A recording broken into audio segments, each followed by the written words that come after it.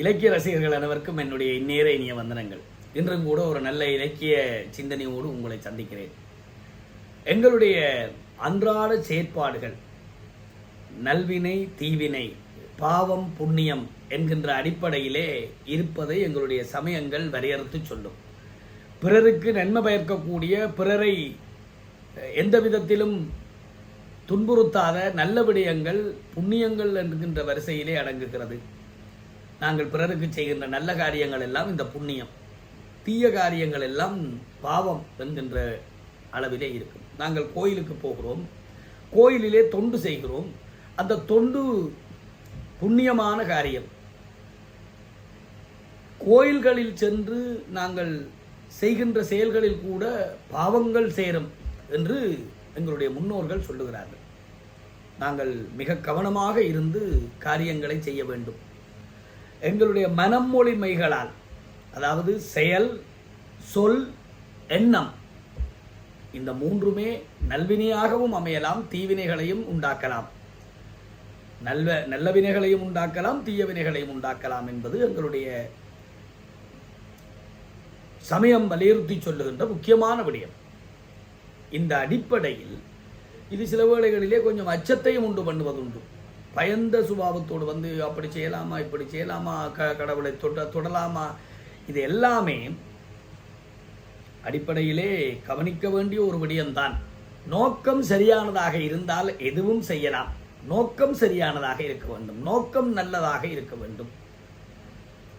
ஆனால் அவற்றில் கூட மிக கவனத்தோடு இருக்க வேண்டும் என்று சொல்லுகின்ற மாதிரியான எச்சரிக்கை உணர்ச்சியோடு இருக்க வேண்டும் என்கின்ற அளவிலே சொல்லுகின்ற விடயங்களும் இருக்கத்தான் செய்கின்றன. ஒரு கதை, இது எங்களுடைய சமயத்திலே மிகப்பெரிய, சமயத்தில் அல்ல மொழியிலும் தான், மிகப்பெரிய அறங்கள், மிகப்பெரிய நீதி, மிகப்பெரிய உண்மை சின்ன சின்ன கதைகளினூடாக வலியுறுத்தப்பட்டுவதை நாங்கள் உணர்வோம். ஒரு ஆலயத்திலே நெய்யை திருடி உண்ணுகின்ற ஒரு எலி. அந்த எலி நரகத்துக்கு போக வேண்டியதற்கு பதிலாக சுவர்க்கத்துக்கு போனது என்று ஒரு செய்தி. ஒரு கோயிலிலே தன்னுடைய வாழ்நாள் முழுவதும் தொண்டு செய்த ஒரு நல்ல உண்மையான தொண்டு செய்த ஒரு மூதாட்டி சொர்க்கத்துக்கு போவதற்கு பதிலாக நரகத்துக்கு போனார் என்று ஒரு கதை. இது என்ன, இது முற்றிலும் முரணான ஒரு விடயமாக இருக்கிறதே. நெய்யை திருடி தின்ற எலி நரகத்துக்கு போக வேண்டும், அதுதான் நீங்கள் சொன்ன அடிப்படையிலே நியாயமானது. எந்த விதத்திலும் அப்பளுக்கு இல்லாத நல்ல தொண்டு செய்த மூதாட்டி, கோயிலிலே அறம் செய்த தொண்டு செய்த நல்ல வினைகளை செய்த மூதாட்டி சொர்க்கத்துக்கு அல்லவா போயிருக்க வேண்டும், எப்படி நரகத்துக்கு போகலாம் என்றால், அந்த அம்மா தினமும் கோயிலிலே பல நல்ல காரியங்களை செய்வார். கூட்டுவார், மெழுகுவார், எத்தனையோ நல்ல காரியங்களை செய்வார். சொல்லுகின்ற நல்ல காரியங்கள் எல்லாவற்றையும் தவறாமல் செய்கின்ற ஒருவர் நல்லபடியாக அந்த காரியங்களை செய்து கொண்டு வருகிறார்.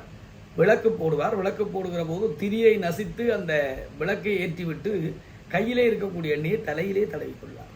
இது தலைக்கு எண்ணெய் வைக்கிறதுக்கு அந்த அம்மா வீட்டில் எண்ணெய் இல்லாமல் செய்கின்ற காரியம் அல்ல. ஆனால் அது ஒரு பழக்கம். சில வேளைகளிலே சின்ன சின்ன பழக்கங்கள் எங்களுக்குள்ளே வந்துவிட்டால் அது வழக்கமாகிவிடும்.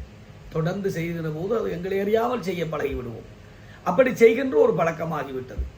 கோயில் எண்ணெயை அவரை அறியாமலே அவர் திருடிக்கொண்டார், அதனாலே நரகத்துக்கு போனார் என்று செய்தி. சரி, கோயிலிலே நெய்யை திருடி உண்ணுகின்ற எலி சுவர்க்கத்துக்கு போனதாக சொன்னீர்களே, அது என்ன சமாச்சாரம் என்று கேட்டீர்கள் என்றால், ஒரு எலி கோயிலிலே தினமும் சென்று இந்த விளக்கிலே இருக்கக்கூடிய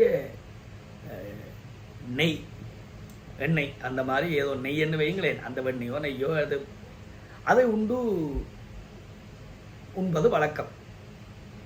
அப்படி உண்ணுவதற்காக வந்தோ உண்டு விட்டு போகிற போதோ முகட்டிலே போய்கொண்டிருந்த எலி அதனுடைய பாதையிலே தவறுதலாக விழுந்து கீழே அப்படி ஒரு குத்து விளக்கினுடைய அடித்தளம், இந்த உங்களுக்கு தெரியும், குத்து விளக்கினுடைய அடி இப்படி வட்டமாக இருக்குமே, அந்த வட்டத்திலே வந்து விழுகிறது. அப்படி விழுந்த வேகத்திலே விளக்கு ஒரு கணம் ஆடுகிறது. அந்த விளக்கு அன்றைய தினம் நூறுவதற்கு, அதாவது அணைந்து போவதற்கு தயாரான நிலையிலே திரி தூண்டப்படாமல் திரி எரிந்து எரிந்து எரிந்து முடிகிற நிலையிலே இருந்தது. இந்த விளக்கிலே எலி விழுந்து விளக்கு ஆடியது என்று சொன்னேனே, அந்த ஆடிய ஆட்டத்துக்கு விளக்கு தீண்டப்பட்டு சுடர்விட்டு பிரகாசித்து எரிவதற்கு இந்த எலி காரணமாக இருந்தது. இந்த ஒரு காரணத்துக்காக எலி சொர்க்கத்திலே வாழ அனுமதிக்கப்பட்டது என்று செய்தி. அப்படி என்றால் தெரியாத்தனமாக செய்கின்ற நல்ல வினைக்கும் பலன் உண்டு, தெரியாத்தனமாக செய்கின்ற தீய வினைகளுக்கும் பலன் உண்டு. மிக அவதானத்தோடு நாங்கள் அணுக வேண்டும். எண்ணம், சொல், செயல் அத்தனையும் எமக்கு வினைகளை உருவாக்கும். அது நல்வினையானாலும் தீவினையானாலும் பிறவிகளுக்கு வித்திடும். அந்த சூழல் எங்களை தொடர்ந்து பிறவி துன்பத்துக்குள்ளே அழுத்தும். எனவே நல்ல சிந்தனையோடு நல்ல நோக்கத்தோடு ஆலய பணிகளில் ஈடுபட வேண்டும். இந்த ஒரு தெளிவை, இந்த ஒரு சிந்தனையை எங்களுடைய மனதிலே இருத்தி நாம் செயற்படுவது நல்லது என்று பட்ட காரணத்தினால் இந்த பதிவை உங்களோடு பகிர்ந்து கொள்கிறேன். மீண்டும் ஒரு நல்ல பதிவோடு உங்களை சந்திக்கும் வரை உங்களிடமிருந்து விடைபெறுகிறேன். என்னுடைய இந்த கம்பனேசன் என்கின்ற யூடியூப் சேனலை சப்ஸ்கிரைப் செய்து தொடர்ந்து பார்வையாளர்களுக்கும் நண்பர்களுக்கும் தெரிந்தவர்களுக்கும் பகிர்ந்து உங்களுடைய மேலான ஒத்துழைப்பை வழங்க வேண்டும் என்கின்ற ஒரு சிறிய நினைவூட்டலையும் இந்த இடத்திலே கேட்டுக்கொண்டு உங்களிடமிருந்து விடைபெறுகிறேன். சாதனை செய்க பராசக்தி, சாதனை செய்க. நன்றி, வணக்கம்.